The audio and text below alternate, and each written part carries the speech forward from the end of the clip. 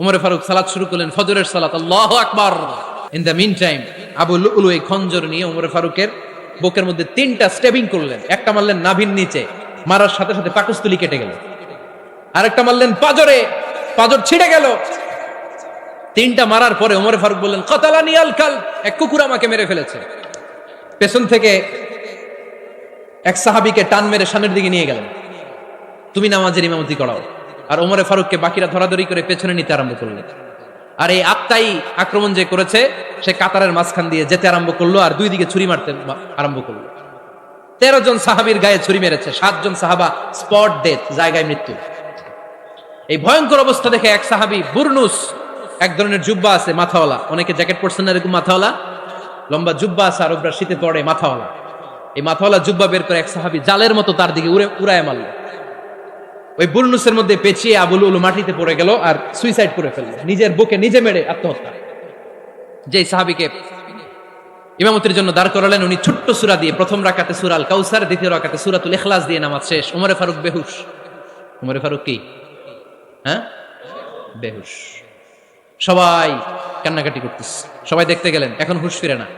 মুখের মধ্যে মুখ খুলে রাষ্ট্রের চিকিৎসক মুখের মধ্যে দুধ দিলেন, ওই নাভি দিয়ে দুধ বের হয়ে যায়, পাকস্থলী কেটে ওখান দিয়ে দুধ বের হয়ে যাচ্ছে। তারা বললো ওনারে বাঁচানো সম্ভব না, দেখেন হুঁশ ফিরে কিনা। হুঁশ ফিরলে ওনার পরে কে আমির হবে, উনি যেন প্যানেল ঠিক করে দিয়ে যায়। সবাই তাকিয়েছে ওমরে ফারুকের চোখের দিকে। আল্লাহর মেহেরবানিতে ঘন্টা খানিক পরে উনি চোখ খুললেন। চোখ খোলার পরেই বলেন নাই, ও মা আমি মরে যাই। চোখ খোলার পরে উনি বলেন নাই, কে মারলো আমারে। চোখ খোলার পরে উনি বলেন নাই, আমার পরে নেতা কে হবে। চোখ খোলার পরে সর্বপ্রথম কথাটি ছিল, আসল্লান নাস, আমার নেতৃত্বে যে ফজরের নামাজটা শুরু হয়েছিল এটাকে ঠিকমতো তোরা পড়েছিলি? আমার নেতৃত্বে যে ফজরের জামাত শুরু হয়েছিল সেটা ঠিকঠাক মতো সমাপ্ত হয়েছিল কিনা আগে বল। আসল্লান নাস, নামাজটা হয়েছে কিনা বল। সুবহানাল্লাহ বলতে পারলেন না?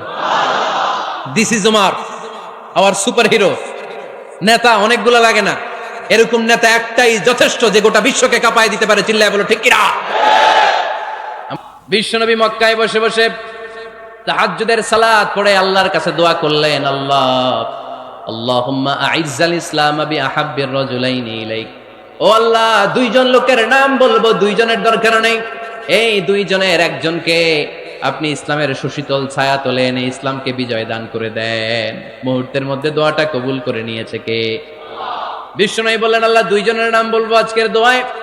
আবি জাহাল ইবনে হিশাম, হয়তো হিশামের বেটা আবু জাহেলকে আপনি ইসলামের ভিতরে নিয়ে আসেন, কিংবা ওমর ইবনুল খাত্তাব, খাত্তাবের বেটা ওমরকে আপনি ইসলামের ছায়া তলে নিয়ে আসেন। ওমরে ফারুকের জন্য দোয়াটা কবুল করে নিয়েছে কে? মক্কার যে অবস্থা, আল্লাহর হাবিব সাল্লাল্লাহু আলাইহি ওয়াসাল্লাম বুঝলেন মক্কার এই 2 জনের একজন যদি আমার সাথে না থাকে তাহলে মক্কায় দাওয়াতি কাজ চালিয়ে যাওয়া যাবে। আল্লাহরে বললেন, আল্লাহ বেশি চাই না, এই 2 জনের একজন, হয় আবু জাহেল নয় ওমর, হয় আবু জাহেল নয় ওমর। বিশ্বনবী যখন দোয়া করলেন, এই দোয়ার একটা ইমানি ধাক্কা, নুরানি ধাক্কা সাইয়েদনা ওমরে ফারুকের হৃদয়কে স্পর্শ করে ফেলল। দোয়া ইজ লাইক এ মিসাইল। এই যে আমরা দোয়া করি, এটা মিসাইলের মতো। যুদ্ধে মিসাইল হামলা করে না? মিসাইল হামলা করার পরে এই মিসাইল লক্ষ্য বস্তুতে যে ভেদ করে, ঠিক কিনা? তেমনি দোয়ার মতো যদি আপনি দোয়া করতে পারেন, আপনি যেই জন্য দোয়া করেছেন ঠিক ওই জায়গায় যে আপনার দোয়া স্পর্শ করে। সুবহানাল্লাহ পড়বেন না? বিশ্বনবীর দোয়ার মাধ্যমে প্রথমে সাইয়েদনা ওমর ফারুকের হৃদয়ে এক ধাক্কা লাগলো। 2 নম্বরে রব্বুল আলামিন সূরাতুল হাক্কা দিয়ে ওমর ফারুকের হৃদয়ের মধ্যে দিলেন এক ধাক্কা। পড়েন আল্লাহু আকবার। কোরআনের ভেতরে সূরাতুল হাক্কা নামে একটা সূরা আছে না নাই?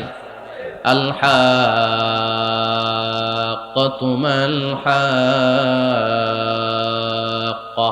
ওয়া মা আদরাকা মাল হাক্কা। পড়েন আল্লাহু আকবার। বিশ্বনবী যখন দোয়া করলেন, ওই দোয়া যখন সাইয়েদনা ওমর ফারুকের হৃদয়ে স্পর্শ করলো, সাইয়েদনা ওমর ফারুক সব সময় বিশ্বনবীরে ফলো করতে আরম্ভ করলেন। বিশ্বনবী ডানে গেলে লুকিয়ে লুকিয়ে ওমর ফারুক ডানে যায়, বিশ্বনবী বায়ে গেলে লুকিয়ে লুকিয়ে ওমর ফারুক বায়ে যায়। বিশ্বনবী একবার মসজিদুল হারামে যে নামাজ পড়তে শুরু করলেন, ওমর ফারুক তখন বিশ্বনবীর পিছু পিছু ছদ্মবেশে পেছন থেকে যে বিশ্বনবী কিভাবে নামাজ পড়ে দেখতে শুরু করলেন। বিশ্বনবী ইন দা মিন টাইম এশারা নামাজে আল হাক্কাতু মাল হাক্কা তেলাওয়াত শুরু করে দিলেন। আল হাক্কাতু মাল হাক্কা তেলাওয়াত শুরু করে দিলেন। তেলাওয়াত করতে করতে বিশ্বনবী যখন তেলাওয়াত করতেছে, ওমরে ফারুক এরকম দুলতেছে আর মজা পাচ্ছে। ওমিয়া বিশ্বনবীর কণ্ঠ বুঝি আমার মতো কণ্ঠ, আপনার মতো কণ্ঠ, আহমদ বিন ইউসুফের কণ্ঠ, আব্দুল বাসিতের কণ্ঠ না। বিশ্বনবীর গলায় যে কি সুরের ঝংকার আল্লাহ দিয়েছেন, কি সুরের লহরী আল্লাহ দিয়েছেন, একবার যে শুনতো পাগল হয়ে যেত। আল্লাহু আকবার। বিশ্বনবী সূরা হাক্কা মন্ত্রমুগ্ধ তেলাওয়াতে, মন্ত্রমুগ্ধ সুর দিয়ে, মন্ত্রমুগ্ধ কণ্ঠ দিয়ে তেলাওয়াত করতে লাগলেন। এশার সালাতে ওমরে ফারুক দুলতে লাগলেন। ওমরে ফারুক যত শুনেন অবাক হয়ে যায়, যত শুনেন অবাক হয়ে যায়, যতই শুনে অবাক। কিরে? কারণ তিনি আরবি ভাষা বুঝতেন। এত সুন্দর শব্দের গাঁথুনি, এত প্রাঞ্জল বর্ণনা, এত সুন্দর অন্তমিল, এটা কবিতা না হয়ে পারে না। উনি মনে মনে ভাবলেন এটা মনে হয় কবিতা। It might be poem, it could be poem. Muhammad মনে হয় কবি হয়ে গেছে, তার কাব্য প্রতিভা দিয়ে সে এটা বানিয়েছে। তা না হলে এত সুন্দর কথা এটা কবিতা না হয়ে পারে। ইন দ্য মিন টাইম বিশ্বনবী কিন্তু দেখতেছে না যে পেছনে ওমর। বিশ্বনবী তেলাওয়াত করছিলেন। ইন দ্য মিন টাইম বিশ্বনবী পড়ছিলেন ওমা হুয়া বিকাউলি শাইরিন কলিলাম মা তুমিনুন। এই আয়াতের অর্থ হলো এটা কোনো কবির কথা নয়, খুব অল্প সংখ্যক লোকই তোমরা ঈমান আনো। সুবহানাল্লাহ পড়ে। এটাকে বলে কোইনসিডেন্ট। কোইনসিডেন্ট হুট করে অনেক সময় মিলে যায়, যায় কি যায় না? আপনি একজনের কথা ভাবতেছেন ভাবতেছেন, বাজারে গেলেন, বাজারে যেই দেখেন ওই লোকটা দাঁড়ায় আছে, এরকম হয় কি হয় না? কোইনসিডেন্ট। ওমরে ফারুক মনে মনে যেটা ভাবতেছে ওই কথা দিয়ে বিশ্বনবী তেলাওয়াত করতেছে। আল্লাহু আকবার। বিশ্বনবী যে আয়াত তেলাওয়াত করছিলেন, আয়াতের অর্থ হলো এটা কোনো কবির বানানো কবিতা না, খুব অল্প সংখ্যক লোকই তোমরা ঈমান আনো। ওমরে ফারুক আটকে উঠলেন, থমকে দাঁড়ালেন। ঘটনা কি? আমি মনে মনে ভাবলাম কি এত সুন্দর কথা, এটা তো মানুষের কথা হতে পারে না, এটা নিশ্চয়ই কবিতা, কবির কথা। কিন্তু মুহাম্মদ এখন আবার পড়তেছে ওমা হুয়া বিকাউলি শাইর, এটা কোনো শায়েরের কবির কথা নয়।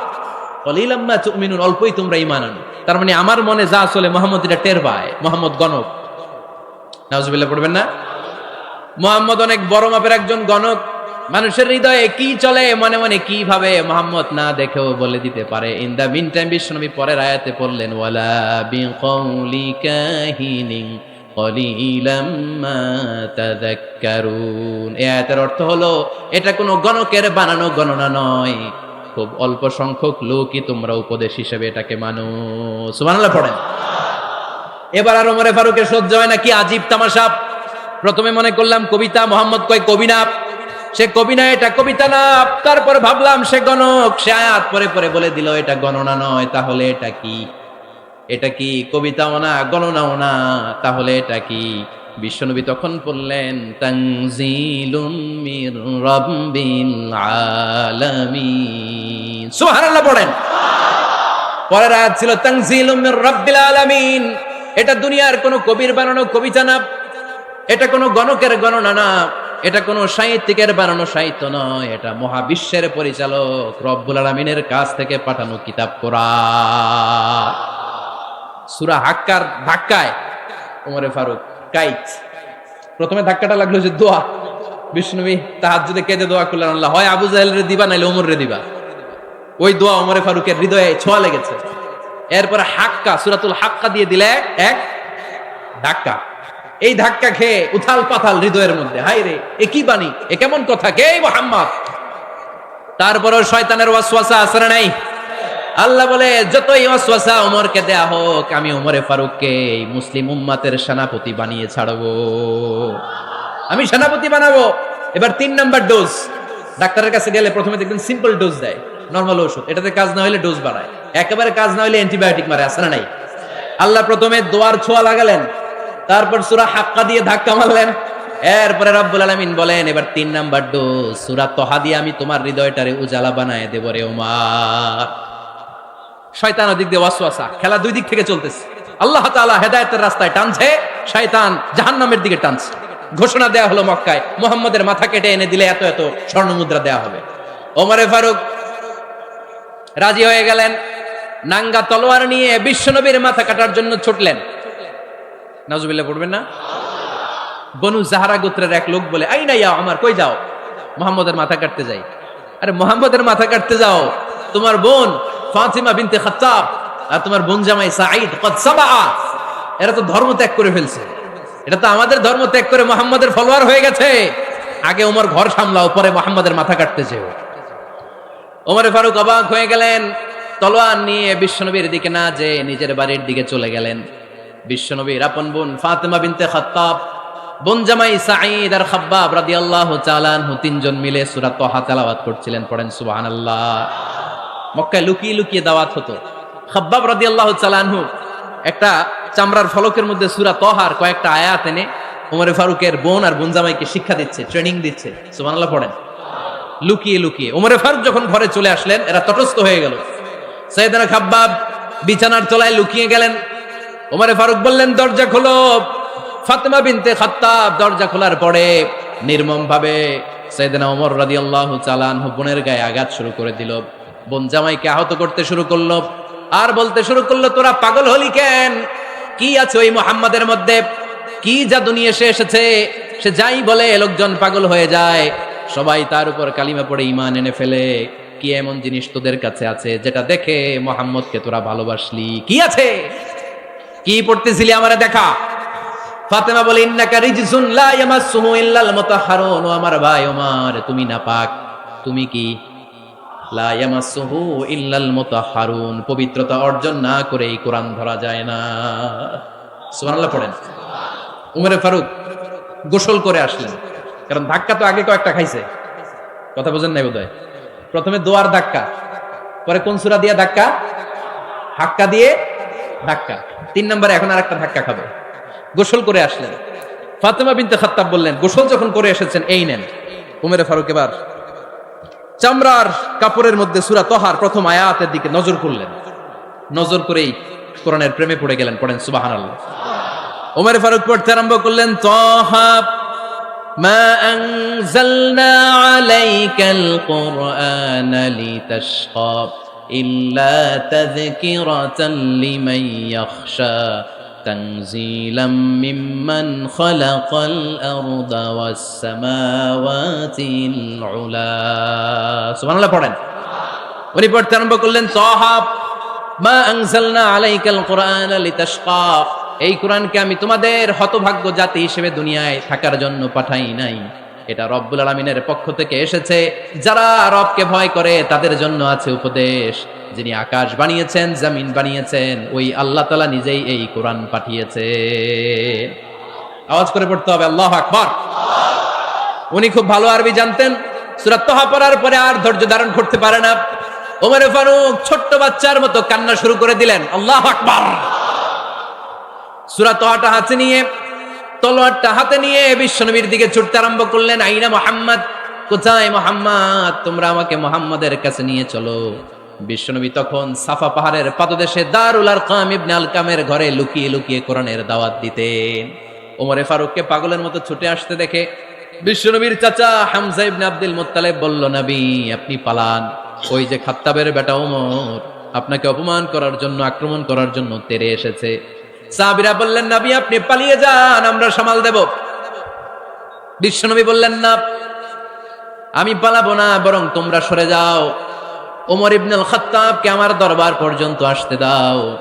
আমার তো মনে হচ্ছে ওই যে তাহাজ্জুদের নামাজ শেষে চোখের পানি ছেড়ে যে আমি আল্লাহর কাছে দোয়া করেছি, আজকে আমার ওই দোয়াটা কবুল হতে শুরু করেছে। আমার তো মনে হচ্ছে আমার এই দোয়া কবুল হবে, আসতে দাও। ওমর ফারুক এসে বললেন, আশহাদু আল্লা ইলাহা ইল্লাল্লাহ ওয়া আশহাদু আন্না মুহাম্মাদান আবদুহু ওয়া রাসূলুহু, আমি সাক্ষ্য দিলাম আল্লাহ ছাড়া কোনো ইলাহা নাই, নিশ্চয় আপনি আল্লাহর প্রেরিত বান্দা এবং রাসূল। পড়েন সুবহানাল্লাহ। ওমর ফারুক যখন কালিমা শাহাদা পড়ে মুসলমান হয়ে বিশ্বনবীর হাতে হাত রাখলেন, মুসলিম সাহাবীদের মধ্যে খুশি আর আনন্দের বন্যা বয়ে গেল। মুসলিম হাতে গোনা সাহাবারা আল্লাহর প্রশংসা করলেন। বিশ্বনবী সাইয়েদনা ওমর ফারুককে জড়িয়ে ধরলেন। ওমর ফারুক আবার বিশ্বনবীরে বললেন, নবী গো, আলাসনা আলাল হক, আমরা কি সত্যের উপরে আছি নাকি আমরা ভুলের উপরে আছি? বিশ্বনবী বললেন, বালা নাহনু আলাল হক, আমরা এই সত্যের উপরে আছি। সুবহানাল্লাহ পড়েন। আলাসনা আলাল হক, নবী আমরা কি সত্যের উপরে নাই? হ্যাঁ অবশ্যই ওমর, তুমি সত্যের উপরে আছো। ওমর ফারুক বললেন, তাহলে ফাফিমাল ইখতিফা, তাহলে লুকায় লুকায় আর দাওয়াত দেব কেন? আমি তো কালিমা পড়ে ফেলছি, আসেন আমার সাথে বের হই। ফাফিমাল ইখতিফা, আর লুকায় লুকায় কেন? আসেন আমরা বাইরে বের হই। বিশ্বনবী বললেন, ওমর এটা মাক্কি জীবন, এখানে আমরা একটু গোপনে গোপনে দাওয়াত দিতে চাই। ওমরে ফারুক বলে, না, আমার দায়িত্ব, আমি একটা মিছিল দিতে চাই নবী। আল্লাহর নামের তাকবীর দিতে দিতে দারুল আরকাম থেকে শুরু করে মসজিদুল হারাম পর্যন্ত একটা মিছিল দিয়ে আমি মক্কা কাঁপায়া দেব। অনুমতি দেন। বিশ্বনবী দিতে চান। ওমর ফারুক অনেক বোঝানোর পরে স্বল্প পরিসরের একটা অনুমোদন পাওয়া গেল বিশ্বনবী সাল্লাল্লাহু আলাইহি ওয়াসাল্লামের কাছ থেকে। কিন্তু মিছিল যে দিবে, মিছিলের জন্য লোকের দরকার আছে না নাই? এখানে লোক নাই, আমি একাই মিছিল দিতেছি। এটা জমবে? মিছিল জমবে? খুঁজে উনি 11 জন মুসলিম সাহাবা পেলেন। কয়জন? ওমরে ফারুক বললেন 11 জনই সই। এই 11 জন নিয়ে আমি আল্লাহর নামের তাকবীর দিব। 2 লাইন করলেন। কয় লাইন? 2 লাইন। পেছনে 6 জন, আর এই লাইনের নেতা বানালেন বিশ্বনবীর চাচা হামজাকে রাদিয়াল্লাহু তাআলা আনহু। আর সামনে 5 জন, তার আগে দাঁড়ালেন উনি নিজেই। তাহলে 6 6 12। বললেন এই 2 লাইনই আমরা তাকবীর দিতে দিতে, বেশি না, এই দারুল আরকামের ঘর থেকে, আপনারা জানেন যে সাফা মারওয়া এখন যে সাই হয়, এই সাফার পাদদেশে ছিল দারুল আরকামের ঘর। উনি বলেন এখান থেকে ওই যে কাবার গিলাফ দেখা যায়, কাবার গিলাফ পর্যন্ত আমরা এই তাকবীর নিয়ে ওখানে যাব। সুবহানাল্লাহ পড়বেন না? ওখানে উনি দাঁড়িয়ে ছোট্ট একটা ভাষণ দিয়েছিলেন। উনি বলেছিলেন, মান আরাদা আন তাসকুলা উম্মু ওয়া ইয়াতামা ওয়ালাদু ওয়া তারমিলা যাওজাতুহু ফালিয়াসুদ্দানি। খেয়াল করে শুনেন, কান দুইটা খরগোশের কানের মতো খাড়া করেন। উনি এক বাক্যের একটা ভাষণ দিলেন। ভাষণ দিতে জানলে বড় ভাষণ দেয়া লাগে না। এক বাক্যের ভাষণ দিয়ে গোটা বিশ্বকে ঝাঁকুনি মারা যায়। চিল্লায় বলো ঠিক কিনা? ওমর ফারুক এক বাক্যের একটা ছোট্ট ভাষণ দিলেন। মান আরাদা আন তাসকুলা উম্মু, কে আছো মায়ের এই মক্কায়, কে আছো মায়ের বুক খালি করতে চাও? ইয়াতামা ওয়ালাদু, কে আছো বাচ্চাগুলারে, নিজের সন্তানগুলোরে ইয়াতিম বানাতে চাও? কে আছো তারমিলা যাওজাতুহু, নিজের স্ত্রীকে বিধবা বানাতে চাও? ফালিয়া সুদ্দানি, বুকের পাটা থাকলে আমি ওমর রে থামাও। ফালিয়া সুদ্দানি, দেখি মক্কায় কার এত বড় বুকের পাটা। কে আছো মায়ের বুক খালি করতে চাও, সন্তান রে ইয়াতিম বানাতে চাও, স্ত্রীকে বিধবা বানাতে চাও? ফালিয়া সুদ্দানি, পারলে আমারে ঠেকাও। এই বলে উনি আল্লাহু আকবার, আল্লাহু আকবার, আল্লাহু আকবার বলে স্লোগান শুরু করে দিলেন। এক এক স্লোগানে মক্কার মরুজমিন থারথার করে কাঁপতে আরম্ভ করলো। এই মিছিল মক্কার কেউ দেয় নাই। মিছিলের আওয়াজ শুনে আবু জাহেল বাইরিস, উতবা বাইরিস, শাইবা, ওয়ালিদ ইবনে মুগীরা সব বের হয়েছে। কিরে, আমার এলাকায় এত বড় স্লোগান, কার এত সাহস? বের হয়ে দেখে মিছিলের সামনে ওমর। ওমর রে দেখে দিছে একদম। কারণ ওমরে ফারুককে থামানোর মতো বাপের বেটা মক্কায় দ্বিতীয়টা কেউ ছিল না। আওয়াজ করে বলেন ঠিক কিনা? ওমরে ফারুক আল্লাহু আকবার, আল্লাহু আকবার বলে স্লোগান দিতে দিতে মসজিদুল হারামের ভেতরে ঢুকে গেল। কাবার গিলাফ ধরার পরে সেদিন মিছিল থেমেছে ওই আল্লাহর নামের স্লোগান। সেদিন কেউ থামাতে পারে নাই, কিয়ামত পর্যন্ত কেউ থামাতে পারবে না। চিল্লায় বলো ঠিক কিনা? ওইরকম একটা ওমরের দরকার, আমাদের বেশি চাই না। জোরে বলেন ঠিক কিনা? দাও খোদা দাও আমায় আবার ওমর দারাজ দিল, দাও খোদা দাও আমায় আবার ওমর দারাজ দিল, দাও আলীর মতো বীর সেনানি, আলীর মতো বীর সেনানি জাগাতে নিখিল,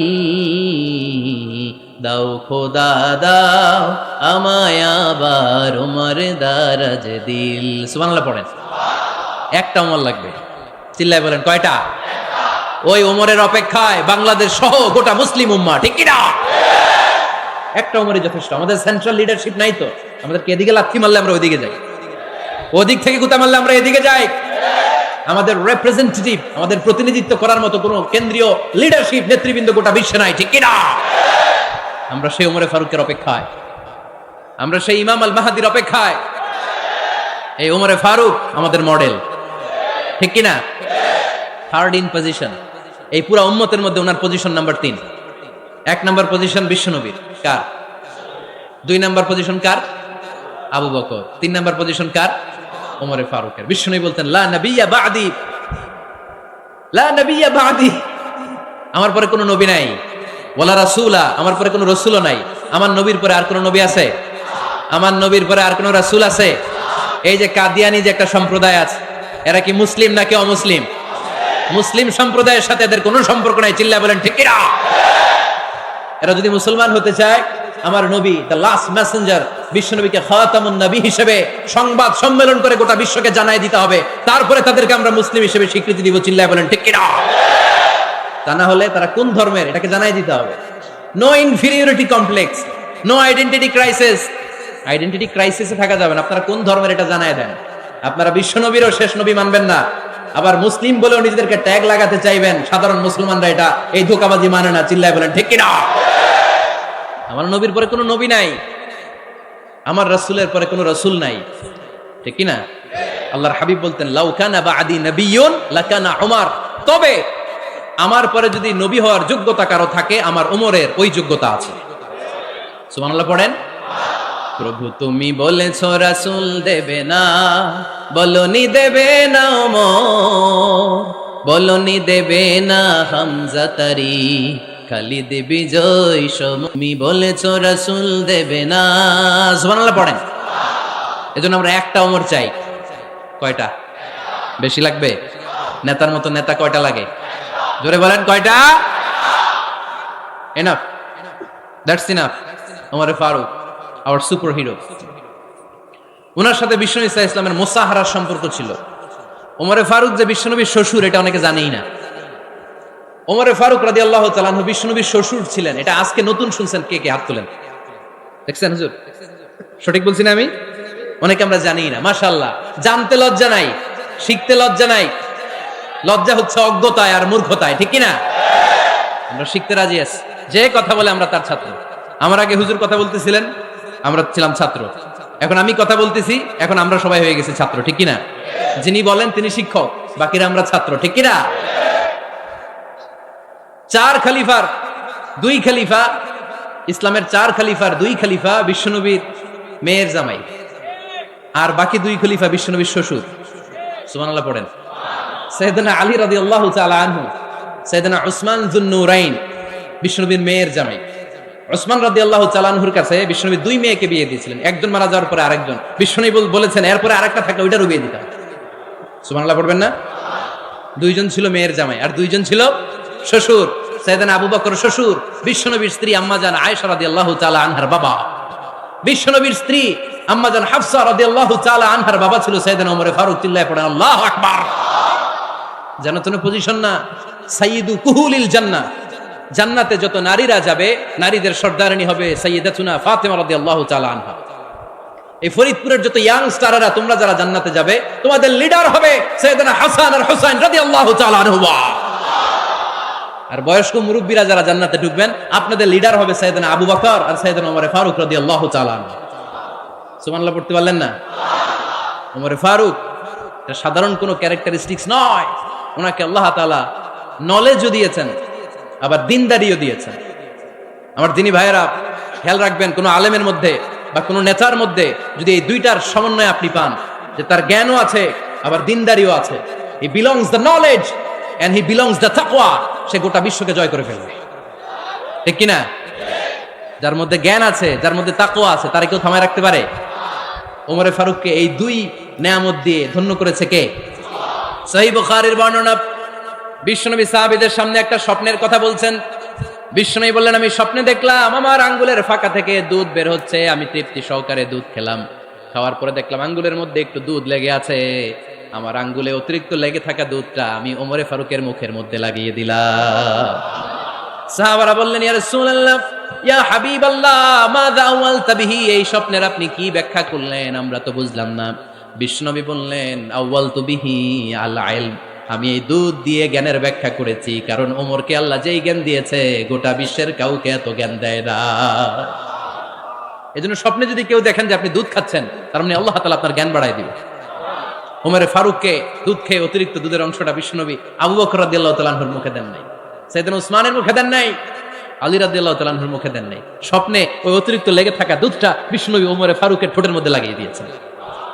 এই হাদিস থেকে প্রমাণ হয় আল্লাহ তাআলা জ্ঞানের নেয়ামতে সাইয়েদনা ওমর ফারুককে ধন্য করেছেন। আবার বুখারীর বর্ণনা, বিশ্বনবী সাল্লাল্লাহু আলাইহি ওয়াসাল্লাম আরেকটা স্বপ্নের বর্ণনা দিচ্ছেন। তিনি বললেন, তোমাদের সবাইকে স্বপ্নে আমার সামনে দাঁড় করানো হলো। আমি দেখলাম তোমাদের কারো জুব্বা নাভি পর্যন্ত, কারো জুব্বা হাঁটু পর্যন্ত, কারো জুব্বা টাকনু পর্যন্ত। ওমর ফারুককে যখন স্বপ্নে আমার সামনে দাঁড় করিয়ে দেয়া হলো, আমি দেখলাম ওমরের জুব্বা এত লম্বা, ওমর টেনে হিচড়ে তার জুব্বা নিয়ে সামনে হেঁটে যাচ্ছে। সাহাবারা বললেন, ফামাযা আওয়ালতা বিহি ইয়া রাসূলুল্লাহ, ও আল্লাহর রাসূল, এই স্বপ্ন দিয়ে আপনি কি বুঝাতে চাইলেন? আমরা কিছু বুঝলাম না। বিশ্বনবী বললেন, আউয়াল তু বিহি আদ-দীন, আমি এই হাদিসের দ্বারা দিনের ব্যাখ্যা করলাম, যার জামা যত লম্বা তার দিনদারি তত বেশি। সুবহানাল্লাহ, আসতে পড়েন। স্বপ্নে দেখলেন কোন সাহাবীর জুব্বা নাবি, কোন সাহাবীর হাঁটু, কারোটা টাকনু, কিন্তু ওমরে ফারুকের জুব্বা এত লম্বা, ইয়াজুরু থাওবাহু, তিনি তার জুব্বা টেনে হিচড়ে যাচ্ছেন। বিশ্বনবী বললেন, এটা দ্বারা আমি দিন, আমি তাকওয়া, দিনদারি, তাকওয়া, এটার ব্যাখ্যা করেছি। তার মানে ওমরে ফারুকের তাকওয়ার সামনে সব তাকওয়া পানি হয়ে যাবে। কোন সুবহানাল্লাহ। আল্লাহ তাআলা সাইয়েদনা ওমরে ফারুককে দিনের জ্ঞান দিয়েছেন, তাকওয়া দিয়েছেন। যুবক ভাইরা, যাকে আল্লাহ তাআলা দিনের জ্ঞান দেয়, যাকে আল্লাহ তাআলা তাকওয়ার এই গুণ দিয়ে সমৃদ্ধ করে, তার জন্য গোটা বিশ্বের সব দরজাগুলোকে ওপেন করে দেয় কে? কত বড় মুত্তাকি ছিলেন সাইয়েদনা ওমরে ফারুক। মদিনার সমাজে কয়জন মুনাফিক ছিল বিশ্বনবী ছাড়া কেউ বলতে পারতেন না। বিশ্বনবী কোন সাহাবীকে মুনাফিকদের লিস্ট দিয়ে যান নাই, একজন সাহাবী ছাড়া। দেখি কেউ বলতে পারেন কিনা ওই সাহাবীর নাম? কি নাম? হুযায়ফা ইবনুল ইয়ামান রাদিয়াল্লাহু তাআলা আনহু। উনাকে বলা হতো সাহিবু সিররি রাসূলিল্লাহ, আল্লাহ রাসূল সাল্লাল্লাহু আলাইহি ওয়াসাল্লামের গোপন তথ্যের ধারক বাহক। সুবহানাল্লাহ পড়বেন না? বিশ্বনবী ইন্তেকালের আগে মদিনার সমাজে মোট কয়জন মুনাফিক আছে, এই তথ্য আবু বকরকে বলেন নাই, ওমর রাদিয়াল্লাহু তাআলা আনহুকে বলেন নাই, উসমান রাদিয়াল্লাহু তাআলা আনহু, আলী রাদিয়াল্লাহু তাআলা আনহু, আশারাতুল মুবাশশিরিনা বিল জান্নাহ কোন সাহাবীকে বলেন নাই। শুধুমাত্র কেবলমাত্র একমাত্র হুযায়ফা ইবনুল ইয়ামান রাদিয়াল্লাহু তাআলা আনহুর কাছে মুনাফিকদের লিস্টে বিশ্বনবী দিয়ে গিয়েছেন। সুবহানাল্লাহ পড়েন। মদিনায় কারা কারা মুনাফিক কেউ জানতো না হুযায়ফা ছাড়া। কে ছাড়া? নামটা আজকে মুখস্থ করেন, যাতে অন্য কোনো ওয়াজে কেউ জিজ্ঞেস করলে বলতে পারেন। মুনাফিকদের লিস্ট যে সাহাবীর কাছে বিশ্বনবী দিয়ে গিয়েছিলেন, সাহাবীর নাম কি? নাম? নামটা কেমন লাগে? ভাল লাগে? অনেকে আমারে জিজ্ঞেস করে, হুজুর আমার ছেলে হবে আগামী মাসে, একটা নাম দেন। নাম দিয়ে দিলাম হুযায়ফা। যাদের হবে ছেলে, এলাকার যাদের নেক্সট কয়েক মাসে ছেলে হবে, খালি হুযায়ফা চলবে। কি চলবে? ভাল লাগে? নামটা ভাল লাগে? রাইখেন, অনেক সুন্দর নাম। উনি জানতেন মুনাফিক কারা। দেখেন ওমরে ফারুকের তাকওয়ার লেভেলটা কত হাই। ওমরে ফারুক একদিন হুযায়ফা রাদিয়াল্লাহু তাআলা আনহুর কাছে গেলেন, যে বললেন, হুযায়ফা, বিশ্বনবী ইন্তেকালের আগে মুনাফিকদের নামের লিস্টটা কারো কাছে দেয় নাই, আমার জানা নাই, সাইয়েদনা আবু বকরের জানা নাই, কোন সাহাবীর জানা নাই, তুমি ছাড়া। আমি তোমার কাছে জানতে চাই, আমি ওমরের নামটা ওই মুনাফিকদের খাতায় আছে কিনা আমার একটু বলো। আমার ওমরের নামটা ওই মুনাফিকদের লিস্টিতে একটু আছে কিনা, নামটা একটু বলো। যদি থাকে আমি ভালো হয়ে যাব, আমি নেফাকি দূর করে পাক্কা মুমিন হতে চাই। আমার নাম যদি মুনাফিকের লিস্টে থাকে আমি তো শেষ। হুযায়ফা চোখের পানি ছেড়ে দিয়ে বলে, আমিরুল মুমিনিন, কেমন প্রশ্ন করলেন আপনি? আপনি বিশ্বনবীর শ্বশুর, এই উম্মতে আপনার পজিশন 3 নাম্বার। আপনারে মুনাফিকরা ভয় পায়, শয়তান আপনারে ভয় পায়।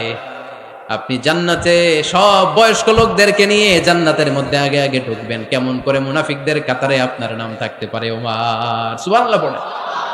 কি বিনয়ী, কি তাকওয়া। হুযায়ফাকে যে ধরতেন, হুযায়ফা একটু বলো না আমার নামটা মুনাফিকদের লিস্টিতে আছে কিনা।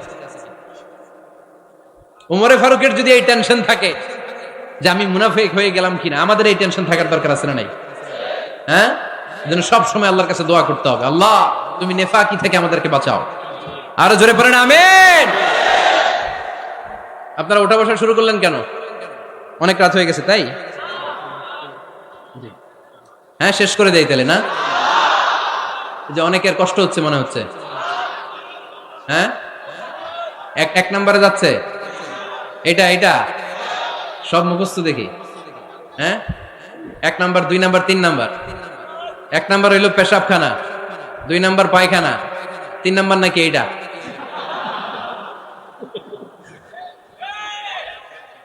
আছে না নাই? না। সিগারেট কোন মুসলমান খেতে পারে? সিগারেট হয় টোবাকো প্ল্যান্টস থেকে, তামাক পাতা। ফরিদপুরে চাষ হয় নাকি? হয়। কোন থানায় হয় বেশি? হ্যাঁ, তামাক ক্ষেত যারা দেখছেন, কোন বেড়া লাগানো লাগে? কেন? ছাগলেও মুখ দেয় না। তো যেটা ছাগলে খায় না, এটা কোনো মুমিন বান্দা খাইতে পারে? তো খান কেন এগুলো, পচা জিনিস? হ্যাঁ, এই পৃথিবীতে বিড়ি আর সিগারেটই একমাত্র খানা যেটা টয়লেটে ঢুকে খাওয়া যায়, তাই না? পৃথিবীতে সিগারেট আর বিড়ি একমাত্র খাবার। রাগ করবেন না, যারা খান রাগ করেন না আবার। একটু কমন সেন্সটা কাজে লাগানোর জন্য, চিন্তার জন্য বলতেছি। এটাই পৃথিবীর একমাত্র খাবার যেই খাবারের গায়ে এই খাবারের বদনাম লেখা থাকে। স্মোকিং কজেস ক্যান্সার, ধূমপান কর্কট রোগের কারণ, ধূমপান স্বাস্থ্যের পক্ষে ক্ষতিকারক, লেখা থাকে না? আচ্ছা ধরেন ফরিদপুরের একটা কোম্পানি নতুন চানাচুর বের করছে, ওই চানাচুরের গায়ে লেখা এই চানাচুর খাওয়ার 1 ঘন্টার মধ্যে বমি শুরু হবে আর ডায়রিয়া হবে। খাবেন? কি কইবেন? তুই খা। দোকানদারে কি কইবেন? তুই খা, তোর বমি হোক, তোর 14 গোষ্ঠীর ডায়রিয়া হোক, আমি টাকা দিয়ে এগুলো কিনবো না, ঠিক কিনা? কারণ এই প্রোডাক্টের গায়ে এই প্রোডাক্টের বদনাম লেখা, এটা আমরা কিনবো কেন? কিন্তু সিগারেটের উপরে সিগারেটের বদনাম লেখা থাকার পরও আমরা খাই, টয়লেটে বসে খাই। এটার মধ্যে একটা পয়জন আছে, এটাকে বলে স্লো পয়জন, নিকোটিন। এটা আপনার লাং ফুসফুসকে শেষ করে দিবে, স্লো পয়জন। সিগারেট খাওয়া অনেকটা আত্মহত্যা শামিল। বিষ খেলে সাথে সাথে মরে, সিগারেট খেলে ধুকে ধুকে মরে। আর সিগারেট থেকে হিরোইন, গাঁজা, ফেন্সিডিল, ইয়াবা, মেরিজুয়ানার পথে মানুষ পথ বাড়ায়, পা বাড়ায়, তাই না? এগুলো খাবেন না। বলে চুলকুয়াইদি কুমিল্লার তাহলুকা, নিজে নিজেকে স্বেচ্ছায় ধ্বংসের দিকে ঠেলে দিও না। জীবনটা অনেক সুন্দর, জীবনটা অনেক রঙিন, আল্লাহর দেয় জীবনটাকে উপভোগ করার দরকার আছে না নাই? এই জন্য সিগারেটকে এই ফরিদপুরের প্রোগ্রাম থেকে আমরা আজকে নো বলে দিলাম। কি বলে দিব? আওয়াজ করে সবাইকে আমরা সবাই একসাথে বলবো, সিগারেটকে কি বললাম? মনে থাকবে না? মাহফিলের প্যান্ডেল থেকে বাইর হয়ে আবার ইয়েস, হ্যাঁ না ইয়েস করা যাবে না। সিগারেটকে কি বললাম? নো। ওমর ফারুক রাদিয়াল্লাহু তাআলা আনহু আমাদের সুপার হিরো, আমাদের সবাই বলেন আমাদের, উনি কত বড় সুপার হিরো শুনেন। উনি জুমার খুতবা দিচ্ছেন, কি দিচ্ছেন? মসজিদে নববীতে। খুতবার মাঝখানে হঠাৎ বললেন, ইয়া সারিয়াতাল জাবাল, ইয়া সারিয়াত ইবনে জানিমিল জাবাল। এই কথা বলেই আবার খুতবা দিতে শুরু করলেন। উনার এই ইয়া সারিয়াত ইবনে জানিমিল জাবালের সাথে আগের কথারও কোনো মিল নাই, পরের কথারও কোনো মিল নাই। জুমার নামাজের পর মুসল্লি সাহাবারা ধরলেন, বললেন, ইয়া আমিরাল মুমিনিন। খুতবার মাঝখানে হঠাৎ করে ইয়া সারিয়াত ইবনে জালিমিল জাবাল বলে আপনি চিৎকার করলেন কেন? আপনার এই বাক্যের সাথে আপনার খুতবার আগের বাক্যের কোনো মিল নাই, আপনার খুতবার পরের বাক্যেরও কোনো মিল নাই। এই কথা আপনি কারে বললেন? কারে উদ্দেশ্য করে বললেন? এই কথার তাৎপর্য কি আমাদেরকে বুঝিয়ে বলেন। ওমরে ফারুক বললেন, আমি যখন খুতবা দিচ্ছি আমি দেখতে পেলাম ওই যে কয়েক মাস আগে আমি আমার মুসলিম সেনাবাহিনী পারস্যে আক্রমণের জন্য পাঠিয়েছি, বর্তমান ইরানের ওই বিশাল এলাকাতে পারস্যে আমি আমার ব্যাটালিয়ন পাঠিয়েছি।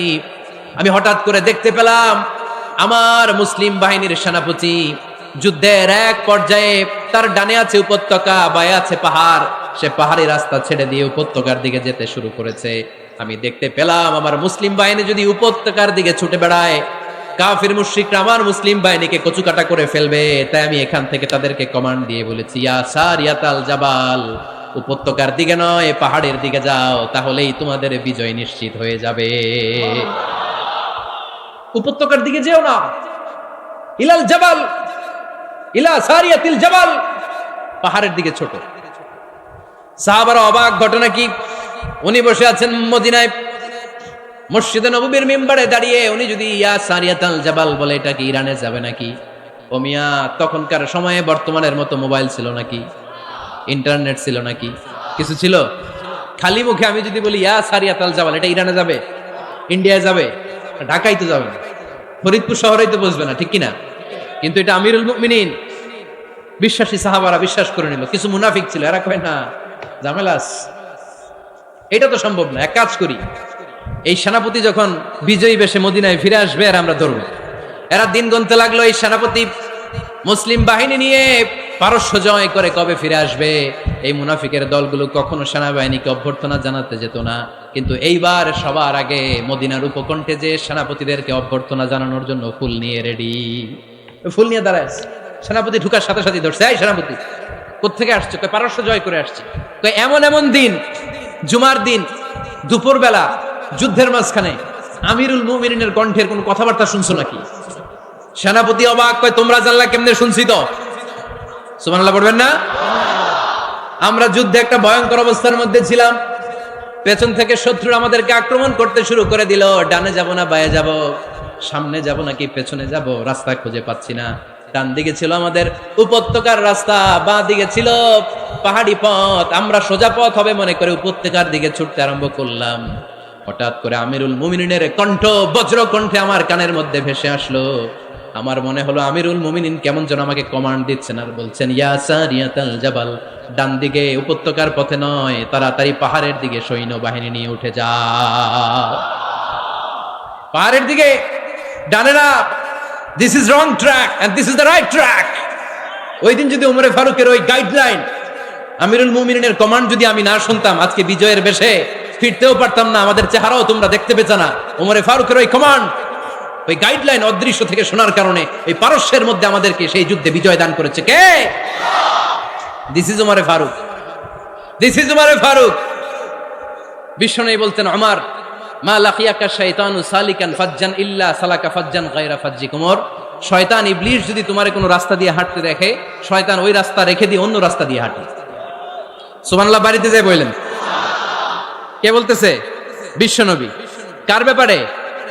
ওমরে ফারুকের ব্যাপারে। শয়তান যদি দেখে যে ওমরে ফারুক এই রাস্তা দিয়ে হাঁটতেছে, শয়তান ওই রাস্তা রেখে দিয়ে অন্য রাস্তা দিয়ে হাঁটে। সুবহানাল্লাহ পড়েন। রাত্রিবেলা আমরা আমাদের বাচ্চা ছেলে মেয়েদেরকে যখন খাওয়াই, বাচ্চারা খেতে চায় না, এরকম হয় আপনাদের ফরিদপুর এলাকায়? হ্যাঁ, এই এলাকায় হয় নাকি? খেতে চায় না বাচ্চারা, এই চকলেট দেখায়া, এই মিনা কার্টুন দেখায়া, এইটা সেইটা এগুলো সেগুলো বলে, গল্প টল্প বলে ভুলায়া খাওয়ানো লাগে, তাই না? তারপরও খায় না। আমারও ছোট মেয়ে আছে, খেতে চায় না, এইটা সেইটা এমনি সেমনি খাওয়ানো লাগে। তো শেষে না পেরে মা বাবা বলতে বাধ্য হয়, ওই যে ভূত আসতেছে, ভূত, তাড়াতাড়ি তাড়াতাড়ি খাও, নাহলে যে ভূত ধরবে তোমারে। ওই যে বাঘ আসতেছে, বাঘ, তাড়াতাড়ি খাইলে নাহলে বাঘে কামড়াবে। বলি না আমরা? আপনারা কি বলেন? ভূত। আর কি বলেন? হ্যাঁ হ্যাঁ, আচ্ছা, এক এক জায়গায় এক একটা আমরা বলি, ভূত আসবে, বাঘ খাবে, ভাল্লুক খাবে, তাড়াতাড়ি খাও। মদিনাতে যখন ওমরে ফারুক আমিরুল মুমিনিন, মদিনার মায়েরাও বাচ্চাদেরকে খাওয়াতে পারতো না, ছোট্ট মেয়েদেরকে খাওয়াতে পারতো না, খাওয়া নিয়ে যন্ত্রণা করতো। বাচ্চারা যখন মদিনায় খেতে চাইতো না রাত্রিবেলায়, মদিনার মায়েরা বলতো, তাড়াতাড়ি খাও, হা হুয়া ইয়াতি উমর, হা হুয়া ইয়াতি উমর, তাড়াতাড়ি খা, নাইলে ওই যে ওমর আসতেছে, Omar. This is our super hero সাইয়েদনা ওমর ফারুক রাদিয়াল্লাহু তাআলা আনহু। শুধু শয়তানি ভয় পেত না, মুনাফিকরাও ভয় পাইতো, জমের মতো ভয়। শুধু তাই না, আমাদের আম্মাজান বিষ্ণু ইসা ইসলামের স্ত্রীরাও ওমর ফারুককে ভয় পেতেন। সুবহানাল্লাহ কইবেন না? মাঝে মাঝে বিষ্ণু ইসা ইসলামের সাথে আম্মাজান আয়েশার ঝগড়া হতো, হতো না? আপনাদের ফ্যামিলিতে ঝগড়া হয়? হয় না? হয় না? কার কার দেখি? ওরে আল্লাহ, অনেক আল্লাহর ওলি আছে তো এই জায়গায়। ঝগড়া হয় না? কি কথা কয়, ঝগড়া হয় না বলে? বিশ্বনবীর ফ্যামিলিতে ঝগড়া হয়, আপনার ফ্যামিলিতে হয় না? মিষ্টি ঝগড়া। আর ও বিয়েই করে নাই।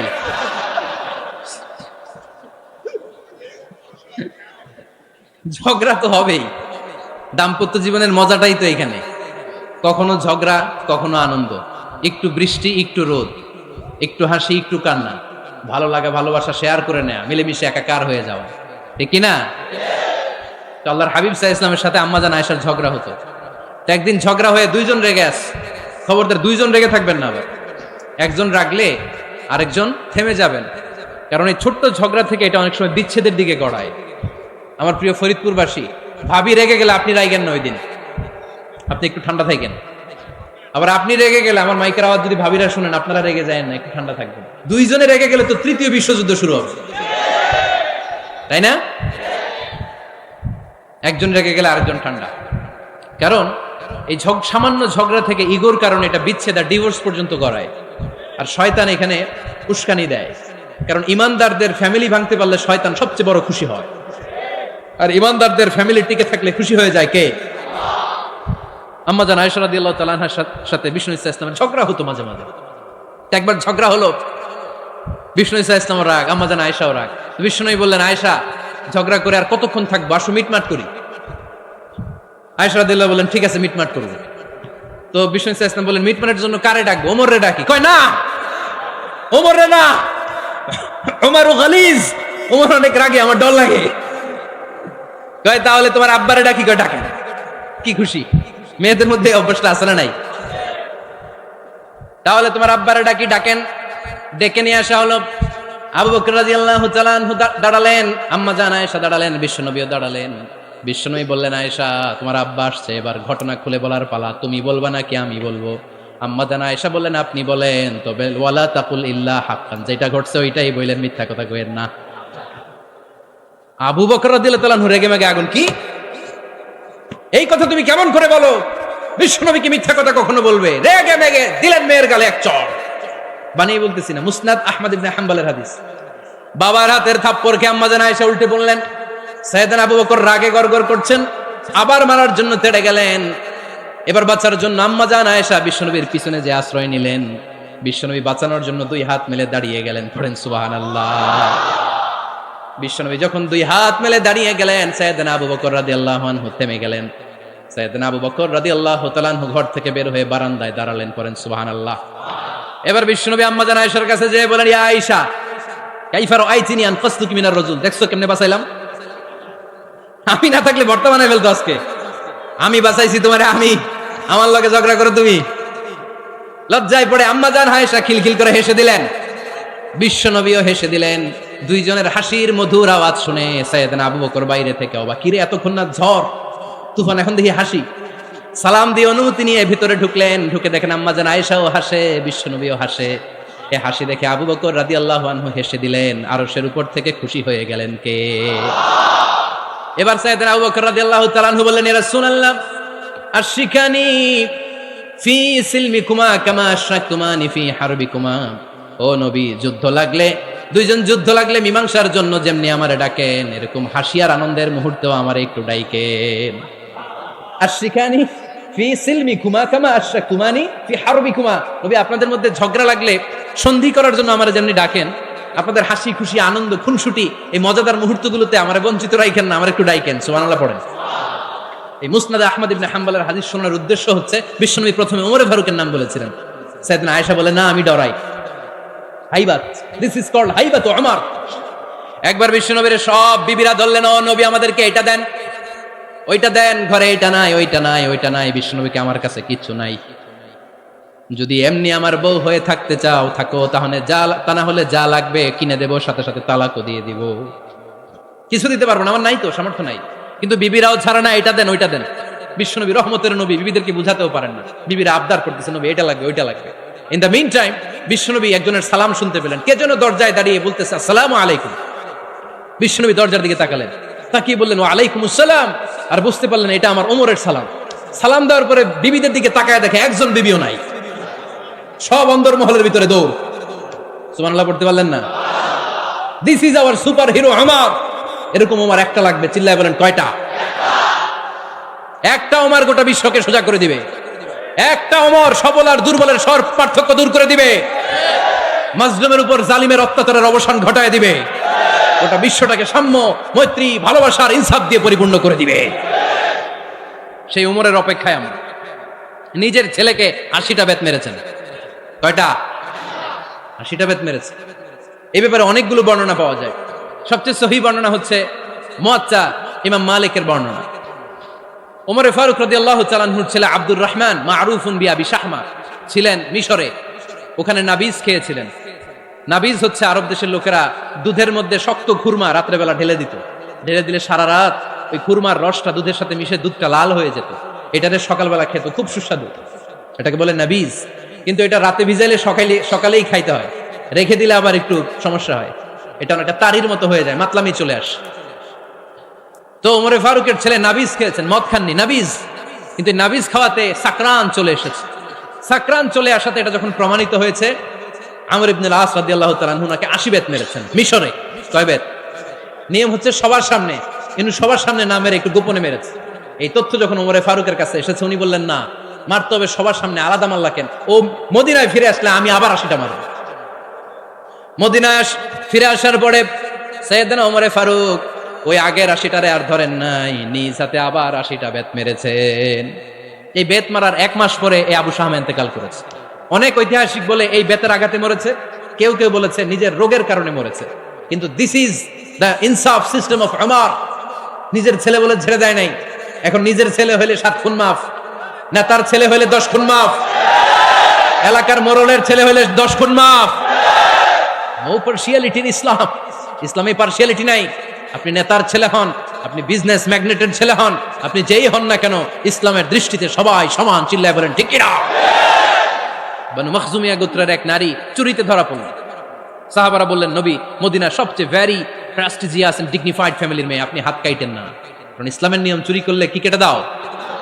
বিষ্ণু বললেন, বলো কি, হাত না কাটার জন্য তোমরা আমাকে রেকমেন্ড করছো? এটা আল্লাহর আইন, পৃথিবীর কেউ রেকমেন্ড করলো শোনার ক্ষমতা আমার নাই, কারণ আইনটা দিয়েছে কে? লাউ কানাত ফাতিমাতু বিনতি মুহাম্মাদিন সারাকাত লাকাতা মুহাম্মাদুন ইয়াদাহা। আরে বনু মাকসুমিয়া মেয়ে তো দূরের কথা, আমার কলিজার টুকরা ফাতেমাও যদি আজ চুরিতে ধরা পড়তো, তার হাত কেটে দিতে আমি 1 মিনিটও দেরি করতাম না। দিস ইজ ইসলাম। এই হচ্ছে ওমরে ফারুকের মানাকিব। এরকম ওমরে ফারুক কয়টা লাগবে? আওয়াজ করে বলতে হবে, কয়টা লাগবে? একটা লাগবে। এই সাইয়েদনা ওমরে ফারুক মদিনার প্রথম চিফ জাস্টিস ছিলেন। সর্বপ্রথম ওনার পরামর্শে সাইয়েদনা আবু বকর রাদিয়াল্লাহু তাআলা আনহু কোরআনকে সংকলন করেছেন। আমরা এই যে কোরআন পড়ি 30 পারা, এমদাদিয়া লাইব্রেরির 114টা সূরা, কত সুন্দর সন্নিবেশ করা হয়েছে, এখানে সাজানো হয়েছে। আল্লাহর হাবিব সাল্লাল্লাহু আলাইহি ওয়াসাল্লামের সময় কি এরকম কোরআন ছিল নাকি? ছিল না। খেজুর পাতার মধ্যে, গাছের বাকলের মধ্যে, ওটের বড় হাড্ডির মধ্যে আর পাথরের মধ্যে খোদাই করা কোরআন ছিল। সাইয়েদনা আবু বকরের সময় রাদিয়াল্লাহু তাআলা আনহুর সময় যুদ্ধ হলো, 70 জন হাফেজ সাহাবী ইন্তেকাল করলেন। সাইয়েদনা আবু বকর রাদিয়াল্লাহু তাআলা আনহুকে ডেকে ওমরে ফারুক বললেন, ও আবু বকর, এইভাবে হাফেজে কোরআন সাহাবীরা যদি দুনিয়া থেকে বিদায় হয়ে যায়, আল্লাহর কোরআনও তো বিদায় হয়ে যাবে। আমার পরামর্শ হলো, আপনি সব বয়োজ্যেষ্ঠ সাহাবীদেরকে একসাথে করে, কোরআনের সব কাগজগুলোকে একসাথে করে একটা নির্ধারিত কপির মধ্যে কোরআনকে সংকলন করে ফেলেন। সাইয়েদনা আবু বকর বললেন, যেটা আমার নবী করে না, এটা আমি কেমনে করি? কিন্তু ওমরে ফারুক নাছোড়বান্দা বলে না, এটা করলে কোনো খারাপ হবে না, ভালোই হবে। মুসলিম উম্মার জন্য এক জায়গায় কোরআন সন্নিবেশিত থাকবে, আপনি করেন। সাইয়েদনা আবু বকর রাজি হয় না, ওমরে ফারুকও ছাড়ে না। ওমরে ফারুক বলতে বলতে এমন ভাবে সাইয়েদনা আবু বকর রাদিয়াল্লাহু তাআলা আনহুকে ধরলেন, সব শেষে সাইয়েদনা আবু বকর ওমরে ফারুকের কথায় কোরআন সংকলনে রাজি হয়ে গেলেন। পড়েন সুবহানাল্লাহ। উনি বললেন, ওমর যখন আমাকে বারবার বুঝাতে লাগলো, আল্লাহ তাআলা আমার হৃদয়টা ওমরের কথা শোনার জন্য খুলে দিলেন। আল্লাহ তাআলা কেমন যেন আমাকে ইলহাম করলেন, আবু বকর করো, এই কাজের মধ্য দিয়ে আমি আমার কোরআনকে গোটা বিশ্বে জীবিত রেখে দেব। This is Omar. এই যে আমরা হিজরি সনের যে আমরা গণনা করি, এই হিজরি সনের প্রবর্তক হচ্ছে সাইয়েদনা ওমরে ফারুক। সাইয়েদনা ওমরে ফারুক এই হিজরি সনের গণনা শুরু করেছেন। সাহাবারা বলল, আমিরুল মুমিনিন, খ্রিস্টানদের ঈসাই সন আছে, আমাদের মুসলমানদের কোনো সন নাই। আমাদের একটা সন থাকলে আমাদের জিজিয়া নিতে, আমাদের যাকাতের টাকা উত্তোলন করতে অনেক সুবিধা হবে। ওমর ফারুক বললেন, তাহলে কোন সালকে হিজরি, কোন সালকে মুসলিম সাল হিসেবে আমরা ঘোষণা দিতে পারি? একজন বলল, আমার নবী যেই সালে জন্মগ্রহণ করেছেন ওই সালে। ওমর ফারুক বললেন, না, আমার নবীর জন্ম আমাদের জন্য খুশির দিন, কিন্তু এটা আমাদের জন্য প্রেরণা নয়, প্রেরণা নবীর কাজে, ঠিক কিনা? আরো কিছু সাহাবারা বলল, তাহলে যেই সালে আমার নবী ইন্তেকাল করেছে ওইটারে প্রথম সাল ধরেন। ওমর ফারুক বললেন, না, যেদিন তিনি ইন্তেকাল করেছেন এটা আমাদের দুঃখের দিন, এটা আমাদের প্রেরণা নয়। আমাদের প্রেরণা হচ্ছে বিশ্বনবীর ত্যাগ, তিতিক্ষা আর কাজের মধ্য দিয়ে। জোরে কোন ঠিক কিনা? ওমর ফারুক বললেন, যেদিন বিশ্বনবী ইসলাম রক্ষায় নিজের মাতৃভূমি ছেড়ে মক্কা থেকে মদিনায় গিয়েছেন, ওই দিনটাকে হিজরি প্রথম দিন ধরে আমরা হিজরি সাল গণনা করে শুরু করে দেব। ওইটাই হচ্ছে হিজরি সন। সেখান থেকে হিজরি সনের প্রবর্তন করেছেন সাইয়েদনা ওমর ফারুক রাদিয়াল্লাহু তাআলা আনহু। এই যে স্টেট গভর্নমেন্ট, এই যে প্রিজন, জেলখানা, ক্যান্টনমেন্ট, সচিবালয়, গণভবন, বঙ্গভবন, মুক্তিযোদ্ধাদের ভাতা, রাষ্ট্রীয় ভাতা, এই সব নিয়ম কানুন সাইয়েদনা ওমর ফারুক তার রাষ্ট্রীয় আমলে তিনি নিজে করেছেন। চিল্লায় পড়েন আল্লাহু আকবার। মুসলমানদের আলাদা কারেন্সি, নিজস্ব মুদ্রা ব্যবস্থা নিজে চালু করেছেন। সৈনিকদের মধ্যে যারা বিবাহিত, প্রতি 6 মাস অন্তর অন্তর 1 মাসের ছুটি কাটাতে তারা ফিরে আসবে, সাইয়েদনা ওমর ফারুক চালু করেছেন। চিল্লায় আওয়াজ করে পড়েন আল্লাহু আকবার। এই যে আমরা 20 রাকাত সালাতুত তারাবি পড়ি রমাদানে, পড়েন না আপনারা?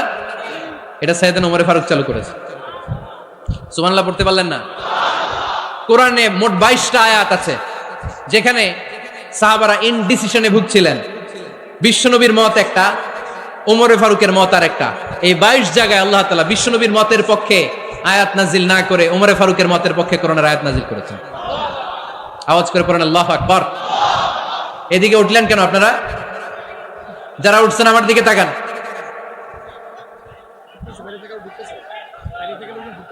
কিছু ভিতরে ঢুকতেছে, কিছু বাইরেতেছে না?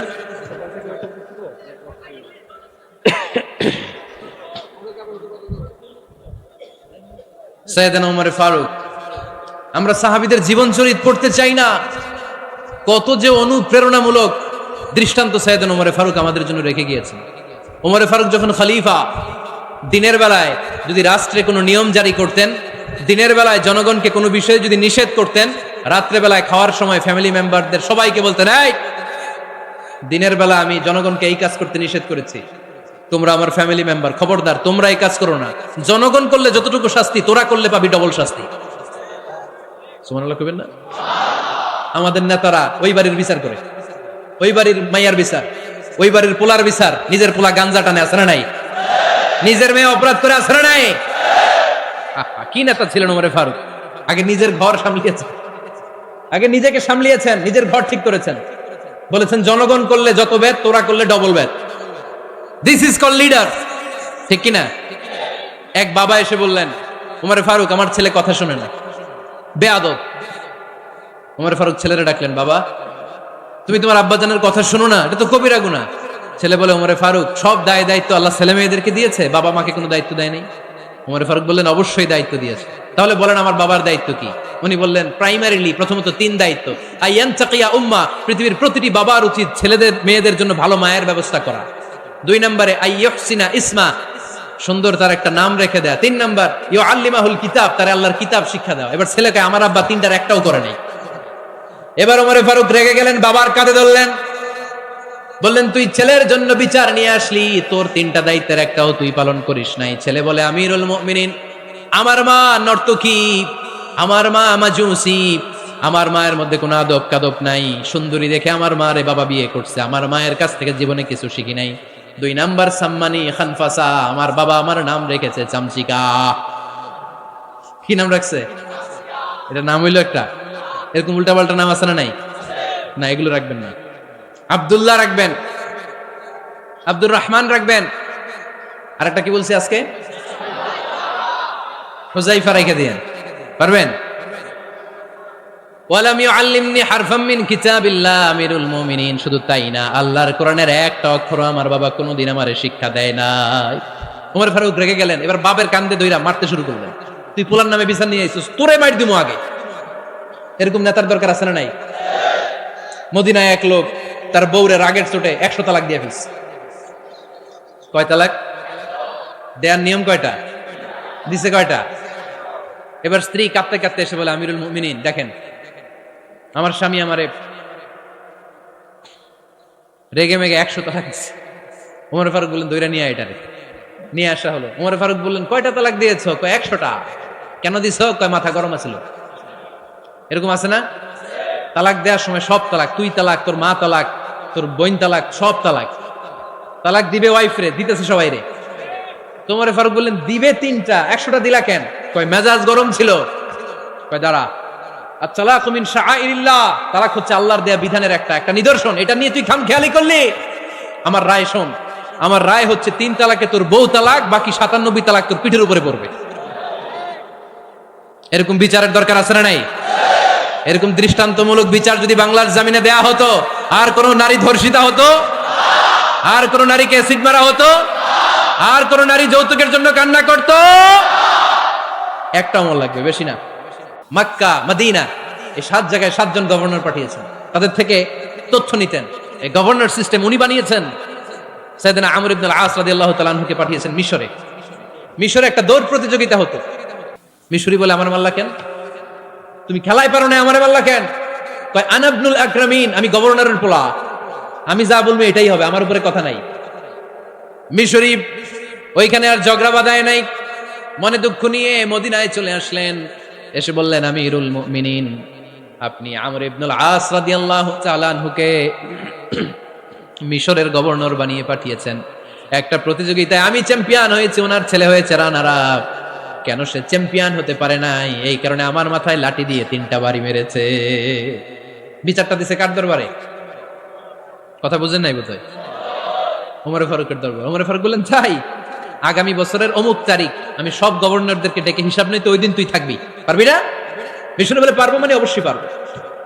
ওই দিন 7 রাজ্য থেকে 7 গভর্নর হাজির, গভর্নরদের ছেলেরাও হাজির, মিশরীয় হাজির। 7 গভর্নরের কাছ থেকে 7 এলাকার খোঁজ খবর নেওয়ার পরে ওমরে ফারুক বললেন, আইন আল মিসরি, মিশরি লোকটা কই, এদিকে আয়। মিশরি সামনে আসার পরে বলল, আমর ইবনুল আস, তুমি মিশরের গভর্নর, তোমার ছেলে সহ তুমি আসো। আমর ইবনুল আস এসে সামনে বসে রইলেন। এবার বললেন, ও আমর ইবনুল আসের ছেলে, তুমি নাকি ইবনুল আকরামিন গভর্নরের ছেলে, তুমি যা বলবা মিশরে নাকি তাই হবে, তোমার নাকি অনেক দাপট। নিজে একটা লাঠি এনে মিশরীর হাতে দিয়ে বলল, এবার তোর মাথায় যতটা মারছে তুই ততটা গুনে গুনে মার, আমি দেখবো। আমর ইবনুল আস দেখবে, আমর ইবনুল আসের ছেলেরে তুই এখানে মার। সে বলতেছে, থাক, আপনি বলছেন এতেই যথেষ্ট, মারা লাগবে না, আমি মাফ করে দিলাম। ওমরে ফারুক বলল, খবরদার, মার, মার ওর মাথার মধ্যে। মিশরি ওমরে ফারুকের ধমক শুনে ভয়ে ভয়ে 3টা বাড়ি মারল। এই বাড়ি মারা দেখেও ওমরে ফারুকের হৃদয় ঠান্ডা হয় নাই।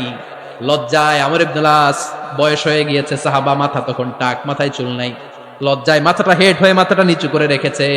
এবার রাগের চোটে ওমরে ফারুক বললেন, এবার আমর ইবনুল আসের টাক মাথার মধ্যে একটা মার, মার। কেন ছেলেকে শিক্ষা দিতে পারে নাই? ইয়া আমর ইবনুল আস, মাতা জাআলতুমুন নাস আবিদা, জনগণ তাদেরকে দেখভাল করার জন্য তোমাদেরকে পাঠানো হয়েছে, তাদের উপর কোনো অত্যাচার করার জন্য নয়। চিল্লায় বলেন ঠিক কিনা? এরকম নেতা কয়টা লাগবে? কয়টা? ওই নেতার নাম কি? ওমর। হ্যাঁ, হুয়া ইয়াতি ওমর। 22 জায়গায় বিশ্বনবী কয় একটা, ওমরে ফারুক বলে আর একটা। আল্লাহ বলে, বিশ্বনবী আপনার পক্ষে আমি আয়াত নাজিল করতে পারলাম না, আমি ওমরের পক্ষে নাজিল করে দিলাম। বিশ্বনবী বলতেন, ইন্নালি কুল্লি উম্মাতিন মুহাদ্দাস, সব উম্মতের মধ্যে, সব নবীর উম্মতের মধ্য থেকে একজন করে আল্লাহ তাকে মুহাদ্দিস বানাতো। মুহাদ্দিস না, মুহাদ্দাস। মুহাদ্দাস মানে এমন লোক যিনি যা ভাবতো ওই ভাবনাটাই আল্লাহ আয়াত হিসেবে নাজিল করে দিতেন। বিশ্বনবী বলেন, আমার উম্মতের মধ্যে মুহাদ্দাস হচ্ছে সাইয়েদনা ওমর। মদিনার সবচেয়ে বড় মুনাফিকের নাম আব্দুল্লাহ ইবনে উবাই ইবনে সালুল, সব মুনাফিকদের সরদার, কিন্তু এই মুনাফিকের ছেলেটা হলো পাক্কা ইমানদার। এই ছেলের নাম হলো আব্দুল্লাহ। আওয়াজ করে বলেন, ছেলের নাম কি? আব্দুল্লাহ ইবনে উবাই ইবনে সালুল। মুনাফিক সরদার যখন ইন্তেকাল করলো, সাইয়েদনা আব্দুল্লাহ রাদিয়াল্লাহু তাআলা আনহু বিশ্বনবীর কাছে এসে চোখের পানি ছেড়ে ডেকে বলে, নবী আপনিও জানেন, আমিও জানি, মদিনার সবাই জানে আমার আব্বা মুনাফিকদের সরদার, কিন্তু আমার মন তো মানে না, আমার তো পিতা, আমার তো বাবা লাগে, আমার তো মন মানে না। আপনিও জানেন মুনাফিক, আমিও জানি মুনাফিক। নবী আপনার দরবারে কিছু আমি চাই না, আপনার গায়ের একটা জামা দেন, আপনার জামাটা পরিয়ে আমার বাবারে দাফন দিব। এর সিলায় যদি আমার আব্বারে আল্লাহ মাফ করে দেয়, দয়ার নবী মায়ের নবী জামা খুলে দিয়ে দিলেন। পড়েন সুবহানাল্লাহ। আব্দুল্লাহ রাদিয়াল্লাহু তাআলা আবার আবদার চললেন, নবী জানি আমার বাবা মুনাফিক, কিন্তু আমার তো বাবা, আপনার দরবারে ফরিয়াদ, আপনি নিজে যে আমার বাবার জানাজার নামাজে ইমামতি করবেন। দয়ার নবী মায়ার নবী জানাজার নামাজে যেতে চাইলেন। ওমরে ফারুক বললেন, নবী না, খবরদার আপনি উবাই ইবনে সালুলের জানাজায় যাবেন না। বিশ্বনবী জোর করে যেতে চাইলেন। সাইয়েদনা ওমরে ফারুক বিশ্বনবীর জামা পেছন থেকে টেনে ধরলেন। আল্লাহু আকবার। টেনে ধরলেন, যাবেন না আপনি। ওমরে ফারুকের হাত থেকে হ্যাচকা টান মেরে জুব্বা টান দিয়ে বিশ্বনবী জানাজায় চলে গেলেন। রব্বুল আলামিন আয়াত নাজিল করলেন, ইস্তাগফির লাহুম আও লা তাস্তাগফির লাহুম ওয়া ইন তাস্তাগফির লাহুম ৭০ মাররাতান ফালান ইয়াগফিরাল্লাহু লাহুম। নবী গো, একবার নয়, দুইবার নয়, ৭০ বারও যদি এই মুনাফিকের জন্য আপনি ক্ষমা চান, তার জন্য ক্ষমা নাই, তার জন্য আছে জাহান্নাম। ওয়ালা তাকুম, আপনি যাবেন না আলা কবরি, কখনো তাদের জানাজায় যাবেন না। এই যে একটা ভুল করে ফেলছেন, এটা এইবারই শেষ, এরপরে আর যাবেন না। সাইয়েদনা ওমর ফারুকের পক্ষে আল্লাহ তাআলা কোরআনের আয়াত নাযিল করে দিলেন। চিল্লায় পড়েন আল্লাহু আকবার। এভাবে 22টা জায়গায় ওমর ফারুক যা বলেছে, এটা নিয়ে একটা আলাদা আলোচনা হইতে হবে, আলাদা একটা আলোচনা লাগবে যে 22টা আয়াতে আল্লাহ তাআলা বিশ্বনবীর পক্ষে কোরআনের আয়াত নাযিল না করে সাইয়েদনা ওমর ফারুকের পক্ষে আয়াত নাযিল করেছেন। চিল্লায় পড়েন সুবহানাল্লাহ। ওই ওমর ফারুককে আমাদের মডেল বানানোর দরকার আছে না নাই? ওই ওমর ফারুকের জীবনী আমাদের ছেলে মেয়েদেরকে পড়ানোর দরকার আছে না নাই? আমাদের ভবিষ্যৎ প্রজন্ম এগুলো জানে না। ওরা সালমান খান দেখে বড় হয়, ওরা শাহরুখ খান দেখে বড় হয়, ওরা ঋত্বিক রোশনকে দেখে বড় হয়, ওরা মনে করে যে এরাই বড় সুপার হিরো। আমাদের যে কত বড় সুপার হিরো আছে এরা জানেই না। নতুন প্রজন্মের কর্ণকহুরে সাইয়েদনা ওমর ফারুকের ইতিহাস পৌঁছে দেওয়ার দরকার আছে না নাই? ওমরে ফারুকের ইন্তেকালের ঘটনাটা বলেই আমরা মোনাজাতের দিকে যাব। শুনবেন? শুনতে চান? উনি স্বপ্নে দেখলেন একটা লাল মোরগ ওনাকে 3টা ঠোকর মেরেছে। কয়টা? উনি জুমার নামাজে, জিলহজ মাসের শেষ সপ্তাহে জুমার নামাজে বললেন যে একটা লাল মোরগ 3টা ঠোকর মেরেছে।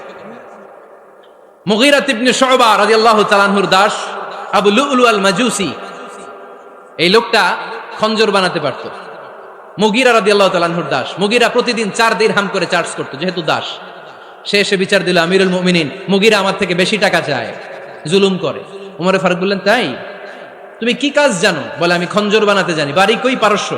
আরে তুমি খঞ্জর বানাতে জানলে তো 4 দিরহাম অনেক কম, সে তো আরো বেশি টাকা নেওয়া দরকার ছিল তোমার থেকে। আবু লুলুর এই কথা পছন্দ হয় নাই। সে কয়, ওমর, তুমি সবারে দয়া দেখাও আর আমার ক্ষেত্রে কঠিন নিয়ম বানাইলা, দাঁড়াও এই নিয়ম তোমারে আমি দেখাবো। এই রাগে সে বাড়িতে যে একটা খঞ্জর বানালো। কি বানালো? খঞ্জর চিনেন? ছোট্ট ছুরি। কিছুদিন আগে ওমানের সুলতান কাবুস ইন্তেকাল করেছে, জানেন আপনারা? ওনার এই কোমরের মধ্যে খঞ্জর থাকতো, ছবিতে দেখছেন? আরব শায়েখ যারা সুলতান আমির, কোমরে কি থাকে? ছোরা থাকে, খঞ্জর। সে বাসায় যে একটা খঞ্জর বানালো, যেই খঞ্জরের 2 মাথা, লাহু রাসান ওয়া মাকবাদাতুহু ফি ওয়াসাতি, আর ধরার হ্যান্ডেলটা মাঝখানে, এদিকেও ছুরি এদিকেও ছুরি, যাতে এইভাবে মারা যায়। সে ধার দিতে লাগলো আর বলল, ওমর দাঁড়াও, তোমারে আমি দেখাবো। ওমরে ফারুক মসজিদে নববীর ইমাম, ফজরের নামাজের সময় এ আবু লুলু আল মাজুসি বুরনুস পরে, চাদর পরে, লুকিয়ে লুকিয়ে, সে অগ্নি উপাসক, মুমিন নয়। ওমরে ফারুককে অ্যাটাক করার জন্য গেলেন মসজিদে নববীতে। ওয়াকানু ইউসাল্লুনা বিগালাস, তখন ওনারা অন্ধকারে নামাজ পড়তেন। নামাজের সময় যখন হলো, লুকিয়ে লুকিয়ে প্রথম কাতারে ওমরে ফারুকের পিছনে মুয়াজ্জিনের পাশেই দাঁড়ালো, হাতে খঞ্জর। একামত হলো, ওমরে ফারুক সালাত শুরু করলেন, ফজরের সালাত, আল্লাহু আকবার। নামাজ শুরু করলেন, সূরা ফাতিহা বললেন। আরেকটা সূরা যখন পড়তে যাবেন, in the meantime Abu Lulu এই খঞ্জর নিয়ে ওমরে ফারুকের বুকের মধ্যে 3টা স্টেবিং করলেন। একটা মারলেন নাভির নিচে, মারার সাথে সাথে পাকস্থলী কেটে গেল। আরেকটা মারলেন পাজরে, পাজর ছিঁড়ে গেল। 3টা মারার পরে ওমরে ফারুক বললেন, কাতালানি আল কাল, এক কুকুর আমাকে মেরে ফেলেছে। পেছন থেকে এক সাহাবীকে টান মেরে সামনের দিকে নিয়ে গেলেন, তুমি নামাজের ইমামতি করাও।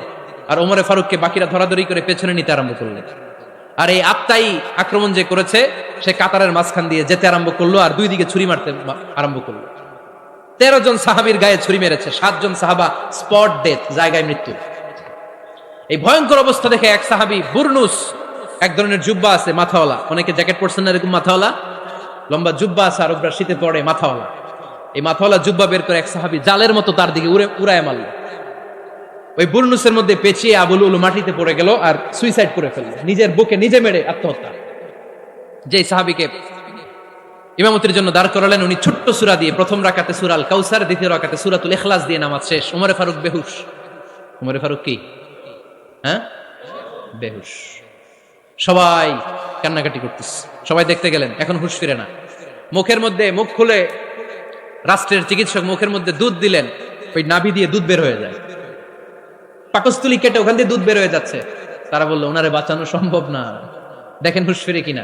হুঁশ ফিরলে ওনার পরে কে আমির হবে, উনি যেন প্যানেল ঠিক করে দিয়ে যায়। সবাই তাকিয়েছে ওমরে ফারুকের চোখের দিকে। আল্লাহর মেহেরবানিতে ঘন্টা খানিক পরে উনি চোখ খুললেন। চোখ খোলার পরেই বলেন নাই, ও মা আমি মরে যাই। চোখ খোলার পরে উনি বলেন নাই, কে মারলো আমারে। চোখ খোলার পরে উনি বলেন নাই, আমার পরে নেতা কে হবে। চোখ খোলার পরে সর্বপ্রথম কথাটি ছিল, আসল্লান নাস, আমার নেতৃত্বে যে ফজরের নামাজটা শুরু হয়েছিল, এটাকে ঠিক মতো তোরা পড়েছিলি? আমার নেতৃত্বে যে ফজরের জামাত শুরু হয়েছিল, সেটা ঠিকঠাক মতো সমাপ্ত হয়েছিল কিনা আগে বল। আসল্লান নাস, নামাজটা হয়েছে কিনা বল। সুবহানাল্লাহ বলতে পারলেন না? This is Omar, hour super hero. নেতা অনেকগুলো লাগে না, এরকম নেতা একটাই যথেষ্ট, যে গোটা বিশ্বকে কাঁপায় দিতে পারে। চিল্লায় বলো ঠিক কিনা? আমরা চাই আমাদের ছেলেগুলো ওমরে ফারুকের মতো বড় হোক। আমরা চাই আমাদের ছেলে মেয়েগুলো খাব্বাব, খুবাইব, সাইয়েদনা আলী, উসমান, আবু বকর রাদিয়াল্লাহু তাআলা আনহুর অনুসরণে বড় হোক, ঠিক কিনা? আমরা একটা ওমর চাই, যিনি আমাদেরকে সালাতের শিক্ষা দিয়ে গিয়েছেন, ইন্তেকালের আগে বলেছেন সাল্লান নাস। এজন্য আমরা যেন নামাজ কখনো নষ্ট না করি। আল্লাহর জমিনে দ্বীন বাস্তবায়ন আসাদ্দুহুম ফি আমরিল্লাহি ওমর। ওমর রাদিয়াল্লাহু তাআলা আনহুর মতো এত কঠোর কেউ ছিলেন না। তাই দিন বাস্তবায়নে আমরা যেন কাউরে ছাড় না দেই। সবার আগে আল্লাহর দিন, সবার আগে আল্লাহর কোরআন, সবার আগে আমার ইসলাম, ঠিক কিনা? চাইলেই কেউ এদেশ থেকে ইসলামরে মিটাই দিতে পারবে না। যে দেশে আল্লাহু আকবার ধ্বনির সাথে সাথে সূর্য উঠে যায়, আল্লাহু আকবার ধ্বনির সাথে সাথে সূর্য ডুবে যায়, সে দেশে আর কিছু থাকবে না থাক আমার ইসলাম থাকবেই, আর কিছু থাকবে না থাক আমার কোরআন থাকবেই। সে ইসলামের সাথে থাকতে রাজি আছেন তো? কোরআনের সাথে থাকতে রাজি আছেন তো?